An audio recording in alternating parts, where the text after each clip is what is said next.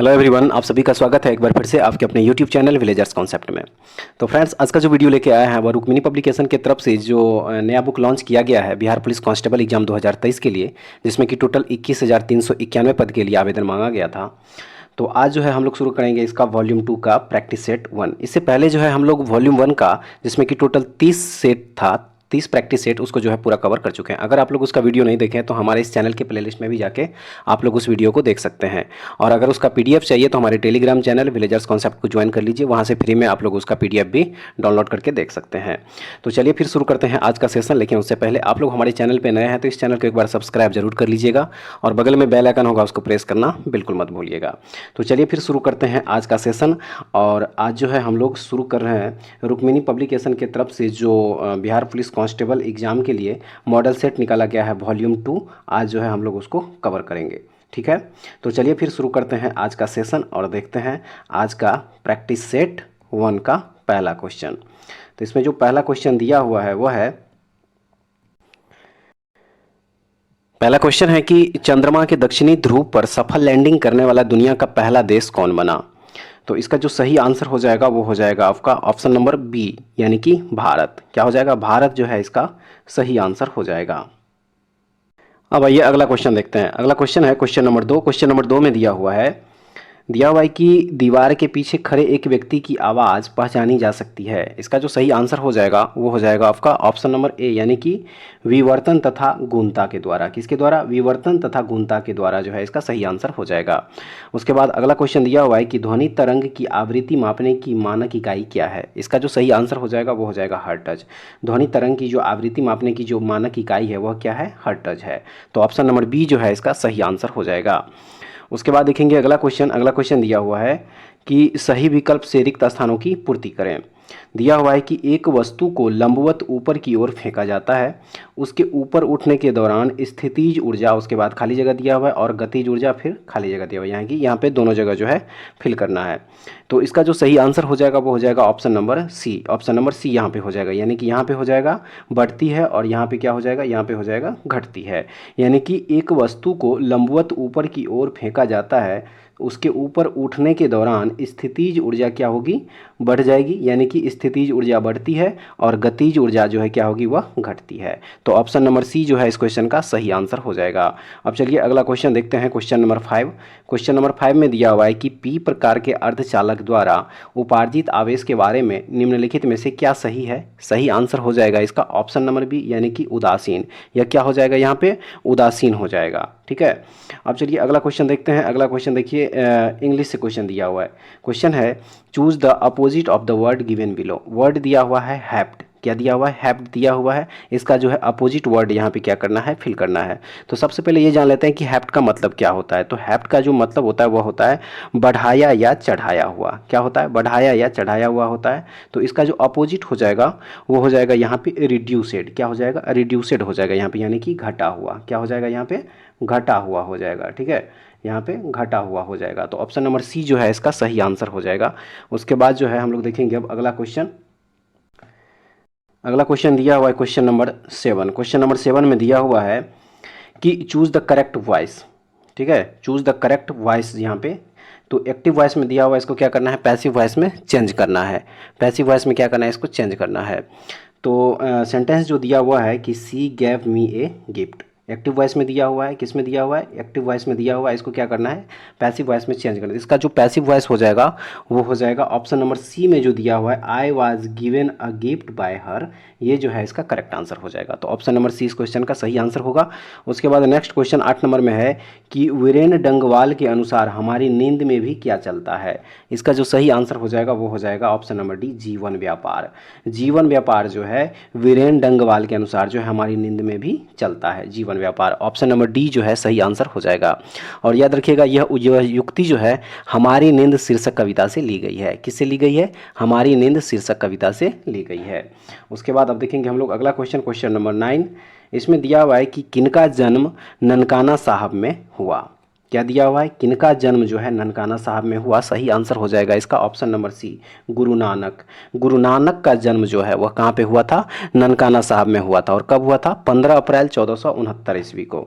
याद रखिएगा 15 अप्रैल 15 अप्रैल 1469 ईस्वी को ननकाना में जो है, ननकाना साहब में किनका जन्म हुआ था? तो गुरु नानक साहब का जन्म हुआ था, याद रखिएगा।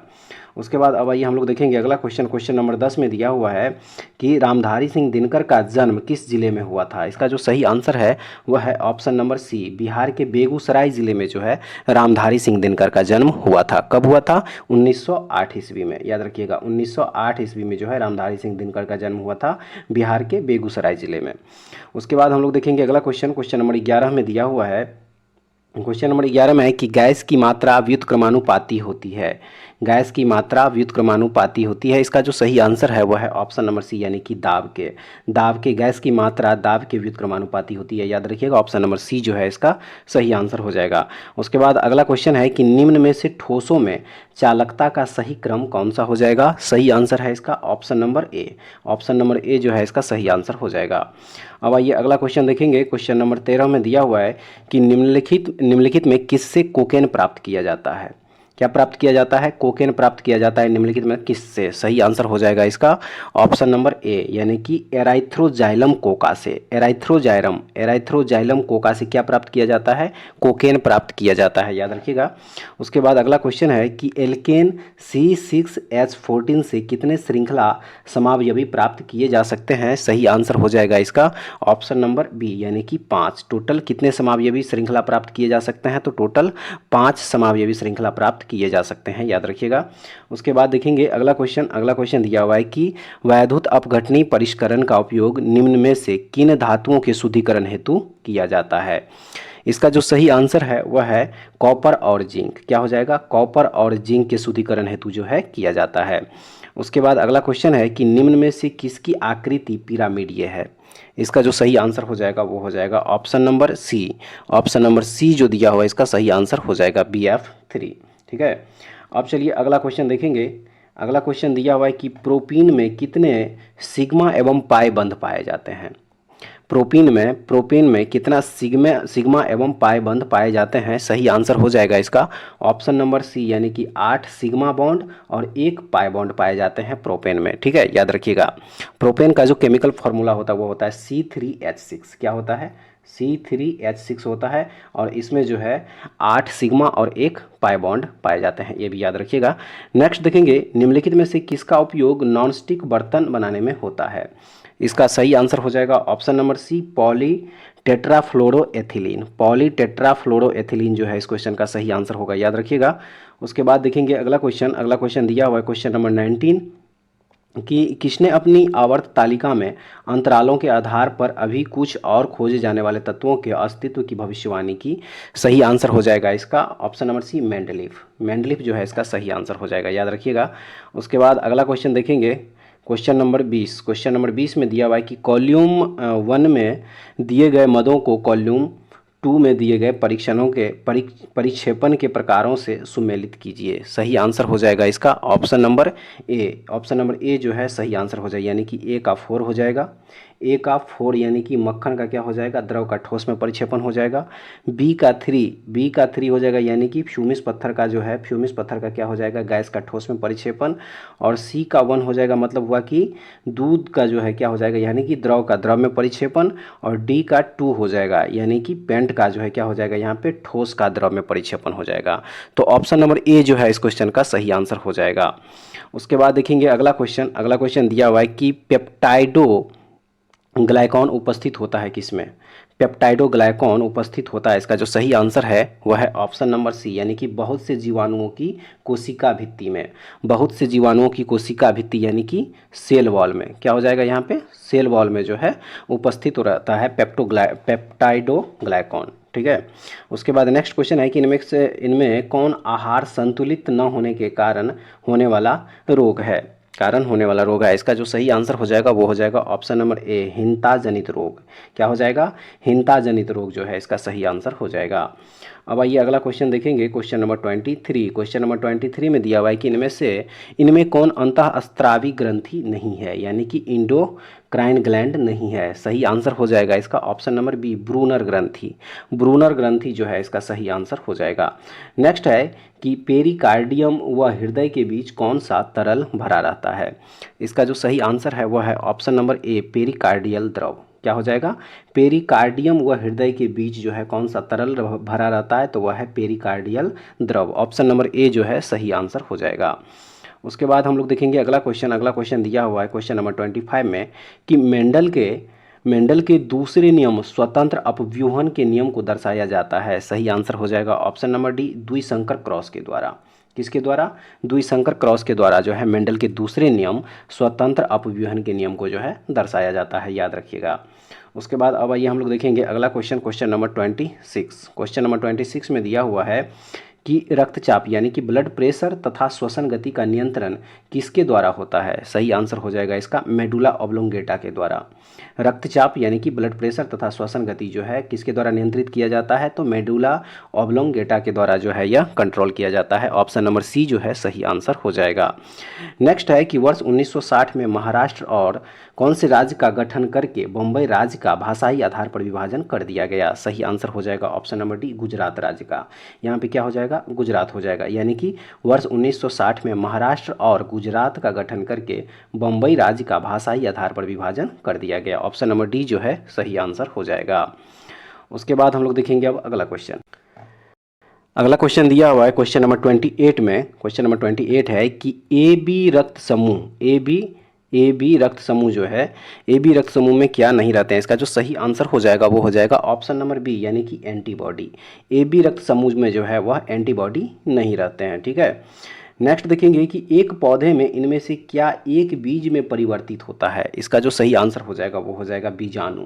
क्या हो जाएगा, एक बीजाणु हो जाएगा इसका सही आंसर। उसके बाद अगला क्वेश्चन है कि निम्नलिखित में से कौन सा दुनिया का सबसे लंबा पेड़ है। इसका जो सही आंसर हो जाएगा वो हो जाएगा option number A, redwood. Redwood जो है दुनिया का सबसे लंबा पेड़ माना जाता है। अगला क्वेश्चन है कि सर्वाधिक सौर ऊर्जा ग्रहण करते हैं कौन। इसका जो सही आंसर हो जाएगा वो हो जाएगा आपका ऑप्शन नंबर डी, फसलों के खेत जो है सर्वाधिक सौर ऊर्जा ग्रहण करता है, याद रखिएगा। उसके बाद देखेंगे अगला क्वेश्चन नंबर 32 में दिया हुआ है कि निम्न में से संस्थान व उसके स्थान का कौन सा जोड़ा सही है। सही आंसर हो जाएगा इसका ऑप्शन नंबर ए, राष्ट्रीय विषाणु विज्ञान संस्थान। राष्ट्रीय विषाणु विज्ञान संस्थान कहाँ पाया जाता है, ये है पुणे में। तो ये जो है इसका सही आंसर हो जाएगा। उसके बाद जो है देखेंगे अगला क्वेश्चन मैथ से है, ये आप लोग खुद से बना लीजिएगा। वैसे इसका आंसर जो है हम बता देते हैं। इसका आंसर जो हो जाएगा इसका 33 का वो हो जाएगा आपका ऑप्शन नंबर ए, यानी कि इसका क्या हो जाएगा 2530। इसको देखिए, इसको ऐसे बना सकते, कह रहा है कि एक दुकानदार को एक वस्तु को 1980 रुपया में बेचने पर 10% की हानि हुई तो उसे 15% लाभ प्राप्त करने के लिए उस वस्तु को किस मूल्य पर बेचना चाहिए। देखिए यहाँ पे जो है थोड़ा सा ट्रिक्स बता देते हैं। अब यहाँ पे देखिए दिया कह रहा है कि 10% की हानि पर 10% की हानि हुई कितने पर, 1980 रुपया में बेचने पर। यानी कि ये 90% का वैल्यू जो है क्या दिया हुआ है, 90% का वैल्यू यहाँ पे दिया हुआ है 1980 रुपया, ठीक है। तो कह रहा है कि 15% लाभ प्राप्त करने के लिए, तो 90% बराबर क्या हो जाएगा यहाँ पे 1980 हो जाएगा। तो सेम उसी प्रकार से यहाँ पे लिख लीजिएगा 115% का वैल्यू जो है निकाल लीजिएगा। तो 115% का वैल्यू कैसे निकलेगा, तो 1980 बट्टा में क्या हो जाएगा यहाँ पे 90 हो जाएगा और गुना में क्या हो जाएगा 115 हो जाएगा। इसको जो है आप लोग सॉल्व कर लीजिएगा, ठीक है। उसके बाद जो है देखेंगे अब अगला क्वेश्चन। देखिए अगला क्वेश्चन ये भी मैथ का ही है। इसका आंसर जो है हम बता देते हैं। आंसर इसका हो जाएगा आपका ऑप्शन नंबर बी, यानी कि 60 दिन हो जाएगा। क्वेश्चन नंबर 34 का क्या हो जाएगा 60 दिन हो जाएगा। उसके बाद क्वेश्चन नंबर 35 जो है इसका आंसर हो जाएगा आपका 10। क्या हो जाएगा, ऑप्शन नंबर डी जो है यहाँ पे डी हो जाएगा 10, ठीक है। उसके बाद देखेंगे अगला क्वेश्चन नंबर 36। क्वेश्चन नंबर 36 में दिया हुआ है कि ब्रिटेन के किस कानून के द्वारा भारतीय प्रतिनिधियों को भारतीय विधान परिषदों यानी कि इंडियन लेजिस्लेटिव काउंसिल के चुनाव में पहली बार सीटों का आवंटन किया गया था। इसका जो सही आंसर हो जाएगा वो हो जाएगा ऑप्शन नंबर बी, यानी कि भारतीय परिषद अधिनियम 1892। क्या हो जाएगा, भारतीय परिषद अधिनियम 1892 जो है इसका सही आंसर हो जाएगा।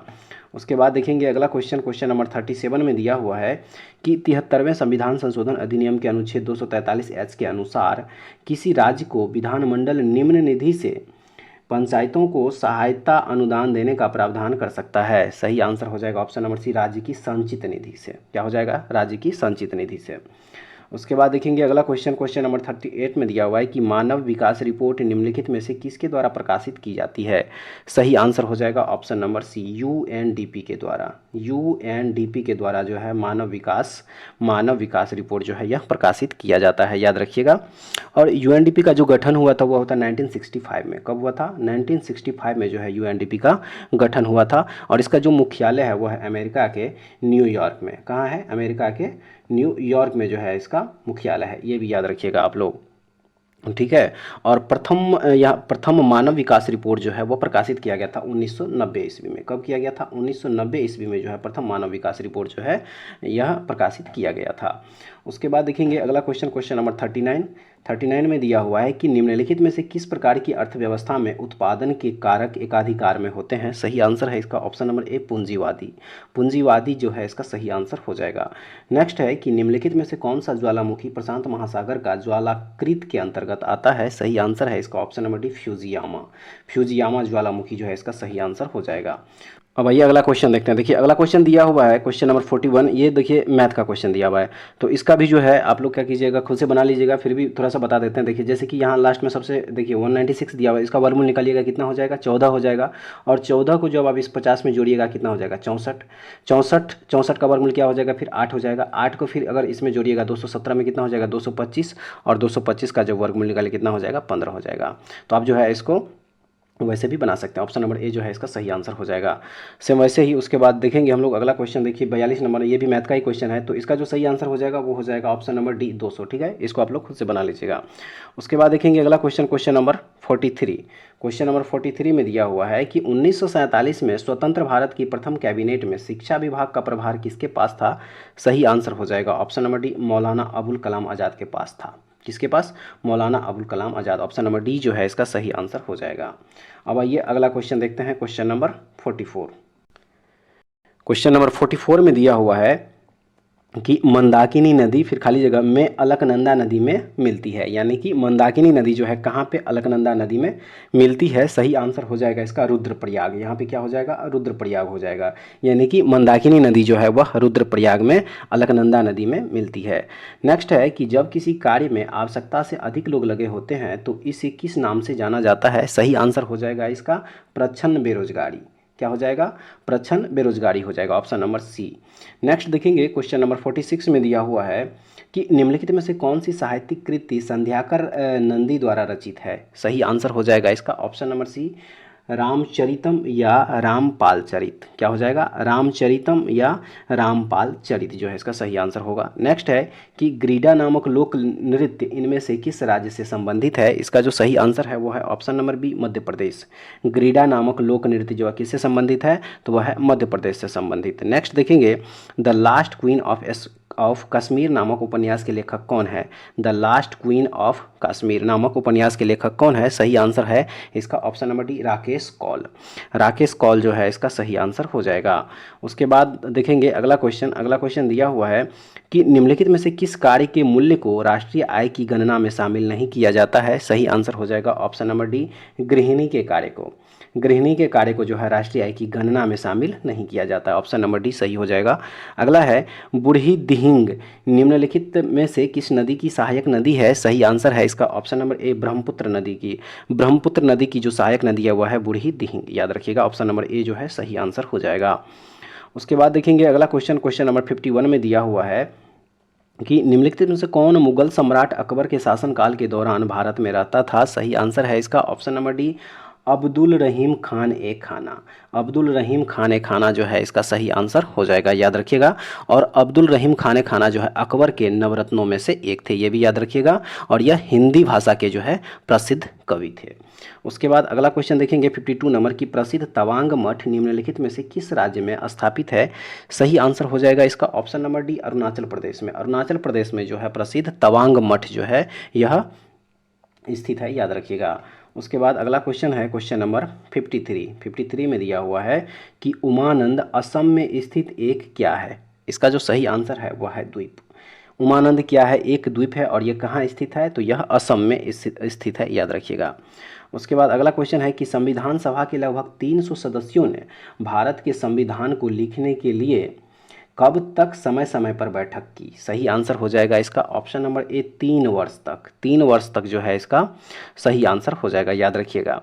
उसके बाद जो है अगला क्वेश्चन है क्वेश्चन नंबर 55 की नोवाक जोकोविच एक पेशेवर टेनिस खिलाड़ी है, उनका संबंध किस देश से है? सही आंसर है इसका ऑप्शन नंबर बी सर्बिया। सर्बियाई खिलाड़ी है नोवाक जोकोविच। अब आइए अगला क्वेश्चन देखते हैं क्वेश्चन नंबर 56। क्वेश्चन नंबर 56 में दिया हुआ है कि थोसेघर जलप्रपात किस राज्य में स्थित है? सही आंसर हो जाएगा ऑप्शन नंबर सी महाराष्ट्र। कहाँ है? महाराष्ट्र राज्य में स्थित है थोसेघर जलप्रपात, और यह तरली नदी पर स्थित है। कौन से नदी पर? तरली नदी पर, यह भी याद रखिएगा, यह तरली नदी पर स्थित है। ठीक है। उसके बाद देखेंगे अगला क्वेश्चन क्वेश्चन नंबर 57 में दिया हुआ है कि वेद ऋषि कपिल का संबंध भारतीय दर्शन के किस संप्रदाय से था? सही आंसर हो जाएगा सांख्य संप्रदाय से। ऑप्शन नंबर सी जो है सही आंसर हो जाएगा। नेक्स्ट है कि शिक्षा की वर्धा योजना कब लाया गया था? सही आंसर हो जाएगा इसका ऑप्शन नंबर बी 1937 ईस्वी में। 1937 ईस्वी में जो है शिक्षा की वर्धा योजना लाया गया था। नेक्स्ट देखेंगे क्वेश्चन नंबर 59 की भारत के संविधान का कौन सा भाग वित्त, संपत्ति, अनुबंध और मुकदमे यानी कि सूट से संबंधित है? सही आंसर हो जाएगा ऑप्शन नंबर डी भाग 12। भाग 12 जो है इसका सही आंसर हो जाएगा, याद रखिएगा। और संविधान के अनुच्छेद 264 से लेके, याद रखिएगा, संविधान के अनुच्छेद 264 से लेके 300 ए तक जो है यह वित्त, संपत्ति, अनुबंध और मुकदमे से संबंधित है, ये भी याद रखिएगा। ठीक है। उसके बाद देखेंगे अगला क्वेश्चन क्वेश्चन नंबर 60 में दिया हुआ है कि ईस्ट इंडिया कंपनी के किस गवर्नर जनरल के कार्यकाल में आंग्ल नेपाल युद्ध लड़ा गया था? सही आंसर हो जाएगा इसका option number B Lord Hastings.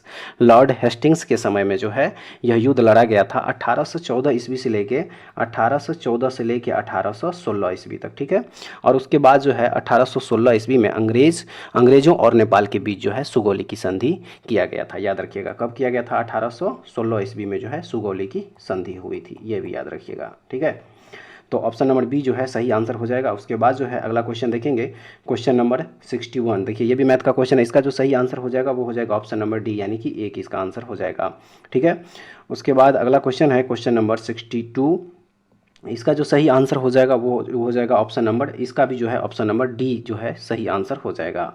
Next देखेंगे, नेक्स्ट है 63। इसका जो सही आंसर हो जाएगा वो हो जाएगा आपका ऑप्शन नंबर बी 3 वर्ग इकाई जो है इसका सही आंसर हो जाएगा। सॉल्व कर लीजिएगा आप लोग। उसके बाद जो है हम लोग देखेंगे अब अगला question question number 64। Question number 64 का जो सही आंसर हो जाएगा वो हो जाएगा आपका option number B. Option number B जो है इसका सही आंसर हो जाएगा। उसके बाद नेक्स्ट देखेंगे 65 नंबर। इसका जो सही आंसर हो जाएगा वो हो जाएगा ऑप्शन नंबर, इसका भी ऑप्शन नंबर बी ही सही आंसर हो जाएगा। ठीक है। नेक्स्ट है 66 नंबर क्वेश्चन में दिया हुआ है कि निम्नलिखित कथनों पर विचार कीजिए। कथन 1 में दिया हुआ है कि द्वितीय पंचवर्षीय योजना महालनोबिस के विचारों पर आधारित थी। 2 में दिया हुआ है कि महालनोबिस ने कोलकाता में भारतीय सांख्यिकी संस्थान की स्थापना की तथा सांख्य नामक एक जर्नल निकाला। सही आंसर हो जाएगा इसका ऑप्शन नंबर डी, ना तो एक और ना ही दो। क्या हो जाएगा? ना तो एक और ना ही दो जो है इसका सही आंसर हो जाएगा। ठीक है। उसके बाद देखेंगे अगला क्वेश्चन नंबर 67। क्वेश्चन नंबर 67 में दिया हुआ है कि किसे राष्ट्रीय कानूनी सेवा प्राधिकरण यानी कि नालसा का कार्यकारी अध्यक्ष नियुक्त किया गया है? सही आंसर हो जाएगा इसका न्यायमूर्ति संजय किशन कौल। न्यायमूर्ति संजय किशन कौल को जो है नालसा का कार्यकारी अध्यक्ष नियुक्त किया गया है। अगला है जापान इंडिया मैरीटाइम एक्सरसाइज 2023 यानी कि जिमैक्स 23 कहाँ आयोजित किया गया? सही आंसर हो जाएगा इसका ऑप्शन नंबर ए बंगाल की खाड़ी में। कहाँ पे आयोजित किया गया? यह बंगाल की खाड़ी में आयोजित किया गया। नेक्स्ट है कि लौह अयस्क की खान बादाम पहाड़ किस राज्य में स्थित है? इसका जो सही आंसर है वह है ऑप्शन नंबर बी ओडिशा में। कहाँ स्थित है?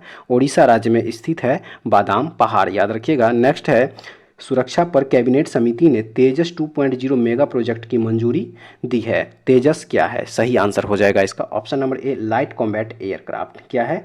लाइट कॉम्बैट एयरक्राफ्ट है तेजस 2.0, याद रखिएगा। उसके बाद देखेंगे अगला क्वेश्चन नंबर 71 में दिया हुआ है कि अंतर्राष्ट्रीय कृष्ण भावनामृत संघ यानी कि इस्कॉन की स्थापना किसने की? सही आंसर हो जाएगा इसका ऑप्शन नंबर ए। क्या हो जाएगा? ऑप्शन नंबर ए यानी कि भक्ति वेदांत स्वामी प्रभुपाद, इन्हीं के द्वारा जो है इस्कॉन की स्थापना की गई थी।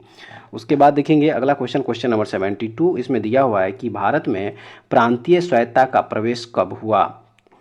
मतलब कैसे हुआ, इसका जो सही आंसर हो जाएगा वो हो जाएगा ऑप्शन नंबर डी, यानी कि 1935 के भारत सरकार अधिनियम से हुआ था। भारत में प्रांतीय स्वायत्ता का प्रवेश जो है 1935 के भारत सरकार अधिनियम से हुआ था। याद रखिएगा ऑप्शन नंबर डी जो है इसका सही आंसर हो जाएगा। नेक्स्ट है कि निम्न में से कौन सा प्रत्यक्ष कर का उदाहरण नहीं है। सही आंसर है ऑप्शन नंबर डी, वस्तुओं और सेवाओं पर कर। वस्तुओं और सेवाओं पर जो कर है यह प्रत्यक्ष कर का उदाहरण नहीं है। नेक्स्ट देखेंगे 74 नंबर क्वेश्चन में दिया हुआ है कि गांधी सागर बांध निम्नलिखित में से किसका हिस्सा है। सही आंसर हो जाएगा इसका चंबल। क्या हो जाएगा, चंबल जो है इसका सही आंसर हो जाएगा। याद रखिएगा चंबल नदी पर जो है यह स्थित है गांधी सागर बांध। उसके बाद अगला क्वेश्चन है कि भारत की संसद में पहला लोकपाल विधेयक कब पेश किया गया था। सही आंसर हो जाएगा 1968 ईस्वी में। 1968 ईस्वी जो है इसका सही आंसर हो जाएगा। नेक्स्ट है कि भारत के उच्चतम न्यायालय का आदर्श वाक्य क्या है। सही आंसर हो जाएगा ऑप्शन नंबर सी, यतो धर्मस्ततो जयः। क्या हो जाएगा, यतो धर्मस्ततो जयः जो है भारत के उच्चतम न्यायालय का आदर्श वाक्य है। और अगर इसका अर्थ अगर बात की जाए तो यतो धर्मस्ततो जयः का जो अर्थ है वह है जहाँ धर्म है वहाँ जीत है। उसके बाद अगला क्वेश्चन देखेंगे क्वेश्चन नंबर 77 कि राज्य विधायिका द्वारा पारित कुछ प्रकार के विधेयकों को भारत के राष्ट्रपति के विचारार्थ आरक्षित करने का अधिकार किसके पास है। सही आंसर हो जाएगा ऑप्शन नंबर डी, राज्य के राज्यपाल के पास। किसके पास है, राज्य के राज्यपाल के पास है। नेक्स्ट है कि कौन सा दर्रा सिक्किम को चीन के तिब्बत स्वायत्त क्षेत्र से जोड़ता है। सही आंसर हो जाएगा ऑप्शन नंबर ए, नाथुला दर्रा। उसके बाद देखेंगे अगला क्वेश्चन क्वेश्चन नंबर 79 में दिया हुआ है कि निम्नलिखित करों में से किसे गंतव्य आधारित कर कहा जाता है। कौन सा कर, गंतव्य आधारित कर। सही आंसर हो जाएगा ऑप्शन नंबर सी, वस्तु एवं सेवा कर। वस्तु एवं सेवा कर को जो है गंतव्य आधारित कर भी कहा जाता है। याद रखिएगा। अगला क्वेश्चन है 1849 ईस्वी में परमहंस मंडली की स्थापना कहाँ की गई थी। सही आंसर हो जाएगा इसका बॉम्बे में। कहाँ पे, बॉम्बे में जो है परमहंस मंडली की स्थापना करी गई थी 1849 ईस्वी में। उसके बाद अगला क्वेश्चन देखेंगे 12वीं शताब्दी के दौरान कर्नाटक में वीर शैव परंपरा या लिंगायत आंदोलन का नेतृत्व किसने किया। सही आंसर हो जाएगा इसका ऑप्शन नंबर ए, वासवन्ना। क्या हो जाएगा, यहाँ वासवन्ना के द्वारा जो है यह नेतृत्व किया गया था। ऑप्शन नंबर ए जो है सही आंसर हो जाएगा। उसके बाद अगला क्वेश्चन देखेंगे 82 नंबर में दिया हुआ है कि 2011 की जनगणना के अनुसार कौन से केंद्र शासित प्रदेश का जनसंख्या घनत्व भारत में सबसे कम है। सही आंसर हो जाएगा इसका अंडमान व निकोबार द्वीप समूह। अंडमान एवं निकोबार द्वीप समूह का जो है जनसंख्या घनत्व जो है 2011 के जनगणना के अनुसार सबसे कम है। उसके बाद देखेंगे अगला क्वेश्चन क्वेश्चन नंबर 83 में दिया है कि 2 जून 2023 को विश्व मौसम विज्ञान संगठन की पहली महिला महासचिव किसे नियुक्त किया गया। सही आंसर हो जाएगा इसका सेलेस्ते साउलो। क्या हो जाएगा, सेलेस्ते साउलो को जो है नियुक्त किया गया है विश्व मौसम विज्ञान संगठन पहली महिला महासचिव के रूप में। ठीक है। उसके बाद अगला क्वेश्चन है 84 नंबर में कि संयुक्त राष्ट्र जल सम्मेलन 2023 कहाँ आयोजित हुआ है। सही आंसर हो जाएगा इसका न्यूयॉर्क, अमेरिका में। संयुक्त राष्ट्र जल सम्मेलन 2023 जो है कहाँ पे आयोजित किया गया, यह आयोजित किया गया अमेरिका के न्यूयॉर्क में। और इसका थीम जो है वह है our watershed movement uniting the world for water, यानी कि जल के लिए विश्व को एकजुट करना। उसके बाद अगला क्वेश्चन देखेंगे क्वेश्चन नंबर 85। क्वेश्चन नंबर 85 में दिया हुआ है कि किस राज्य के मिर्चा चावल को जीआई टैग प्रदान किया गया है। इसका जो सही आंसर है वो है option number C, Bihar. Bihar के मिर्चा चावल को जो है जीआई टैग प्रदान किया गया है। नेक्स्ट है कि सीबीआईसी का जो है अध्यक्ष किसे नियुक्त किया गया है। इसका जो सही आंसर हो जाएगा वो हो जाएगा option number C, Sanjay Kumar Agarwal. Sanjay Kumar Agarwal को जो है सीबीआईसी का नया अध्यक्ष नियुक्त किया गया है। याद रखिएगा, केंद्रीय अप्रत्यक्ष कर और सीमा शुल्क बोर्ड का जो है अध्यक्ष नियुक्त किया गया है। उसके बाद अगला क्वेश्चन देखेंगे क्वेश्चन नंबर 87। क्वेश्चन नंबर 87 में दिया हुआ है कि अगस्त 2023 में केंद्रीय कैबिनेट ने 6.4 लाख गांवों को ब्रॉडबैंड से जोड़ने हेतु कितनी राशि की मंजूरी दी है। सही आंसर हो जाएगा इसका 1.39 लाख करोड़, यानी कि 1.39 लाख करोड़ रुपए की मंजूरी दी गई है। अगला क्वेश्चन 88 नंबर में दिया हुआ है। देखिए इंग्लिश का क्वेश्चन है कि चूज द करेक्ट सेंटेंस। सही आंसर हो जाएगा इसका option number A, I came here yesterday. I came here yesterday जो है इसका सही आंसर हो जाएगा। नेक्स्ट है choose the meaning of the item. Choose the meaning of the item, यानी कि एक मुहावरा दिया हुआ इसका जो है सेम जो है वर्ड उसको क्या करना है, चूज करना है। और ये आइटम जो दिया हुआ वो है कि in ones and twos. In ones and twos, और इसका जो सही आंसर हो जाएगा वो हो जाएगा आपका ऑप्शन नंबर ए में जो दिया है कि इन स्मॉल नंबर्स, यही जो है इसका सही आंसर हो जाएगा। और इस दोनों का जो अर्थ होता है वो होता है कम संख्या में। क्या होता है? कम संख्या में होता है, याद रखिएगा। क्या होता है? कम संख्या में। ठीक है, ऑप्शन नंबर ए जो है सही आंसर हो जाएगा। नेक्स्ट है choose the correct word for the group of words. A place for wrestling, a place for wrestling यानी कि जहाँ पे कुश्ती की जाती है उस जगह को क्या कहा जाता है? सही आंसर हो जाएगा ऑप्शन नंबर डी यानी कि एरिना, जिसको कि अखाड़ा भी बोला जाता है। तो ऑप्शन नंबर डी जो है सही आंसर हो जाएगा। उसके बाद देखेंगे अगला क्वेश्चन दिया हुआ है 91 में, find the error in the sentence given below. Sentence दिया हुआ इसमें जो है ईरर जो है पता करना है। सेंटेंस है there were a time when scientists took this myth seriously. इसका जो सही आंसर है वह है ऑप्शन नंबर बी में जो दिया हुआ there were a time, there were a time, there were a time. ये जो है देखिए, ये जो यहाँ पे क्या हो जाएगा? ईरर हो जाएगा। और इसका कारण क्या है कि देयर के साथ जो है वर्ब सिंगुलर का प्रयोग होगा या प्लूरल, यह नॉन पर निर्भर करता है। यह किस पर निर्भर करता है? नॉन पर निर्भर करता है। और यहाँ पे नॉन क्या है? तो नॉन यहाँ पे क्या हो जाएगा? ए टाइम। ए टाइम जो है यहाँ पे क्या हो जाएगा? नॉन हो जाएगा। तो इसके अनुसार जो यह सिंगुलर है तो सिंगुलर के हिसाब से यहाँ पे वेयर नहीं बल्कि वाज का प्रयोग किया जाता है। यही जो है ईरर है यहाँ पे। तो ऑप्शन नंबर बी जो है इसका सही आंसर हो जाएगा। उसके बाद देखेंगे अगला क्वेश्चन नंबर 92 में दिया हुआ है कि fill in the blank with appropriate word. ठीक है, सेंटेंस दिया हुआ है द स्टोरी, फिर है blank me to make up my mind. सही आंसर हो जाएगा इसका ऑप्शन नंबर डी में जो दिया हुआ है इंस्पायर्ड, यहाँ पे क्या हो जाएगा? इंस्पायर्ड हो जाएगा, यानी कि the story inspired me to make up my mind. Option number D जो है सही आंसर हो जाएगा। अगला क्वेश्चन देखेंगे 93 नंबर में है कि विद्युत बल्ब में आमतौर पर रासायनिक रूप से निष्क्रिय गैस जैसे क्या भरी जाती है? इसका जो सही आंसर है ऑप्शन नंबर सी, क्या हो जाएगा? यहाँ पे नाइट्रोजन गैस भरी जाती है। ऑप्शन नंबर सी जो है इसका सही आंसर हो जाएगा। उसके बाद देखेंगे अगला क्वेश्चन 94 में कि प्रकाश बल्ब का फिलामेंट बनाने के लिए किस धातु का उपयोग किया जाता है? सही आंसर है ऑप्शन नंबर डी टंगस्टन का। यहाँ पे क्या हो जाएगा? टंगस्टन हो जाएगा, ऑप्शन नंबर डी। उसके बाद देखेंगे अगला क्वेश्चन 95 नंबर में दिया हुआ है कि निम्नलिखित में से किस धातु में अधिकतम ताप चालकता होती है? सही आंसर है ऑप्शन नंबर सी चांदी में। चांदी में जो है अधिकतम ताप चालकता होती है। नेक्स्ट है यदि किसी दर्पण की फोकस लंबाई +15 है तो यह क्या है? सही आंसर है इसका ऑप्शन नंबर बी उत्तल दर्पण। क्या है? यह उत्तल दर्पण है। नेक्स्ट देखेंगे 97 नंबर क्वेश्चन में दिया हुआ है कि 5 प्रतिरोधकों जिनमें प्रत्येक का प्रतिरोध 1.1/5 ओम है का उपयोग करके कितना निम्नतम प्रतिरोध बनाया जा सकता है? सही आंसर हो जाएगा इसका ऑप्शन नंबर बी 1.1/25 ओम जो है बनाया जा सकता है। नेक्स्ट देखेंगे 98 नंबर क्वेश्चन में दिया हुआ है कि त्रिलोकी किस समास का उदाहरण है? त्रिलोकी किस समास का उदाहरण है? सही आंसर हो जाएगा ऑप्शन नंबर ए द्विगु समास का। द्विगु समास का उदाहरण है त्रिलोकी, याद रखिएगा। और द्विगु समूह जो है, समास जो है, यदि किसी समासिक पद में प्रथम पद संख्यावाचक शब्द हो एवं द्वितीय पद जो है संज्ञा शब्द हो तथा समस्त पद समूह का बोध करवाए, उसे ही द्विगु समास कहा जाता है, याद रखिएगा। नेक्स्ट है कि राजसु में कौन विभक्ति है? सही आंसर हो जाएगा इसका ऑप्शन नंबर बी सप्तमी विभक्ति। कौन सी विभक्ति है? सप्तमी विभक्ति है।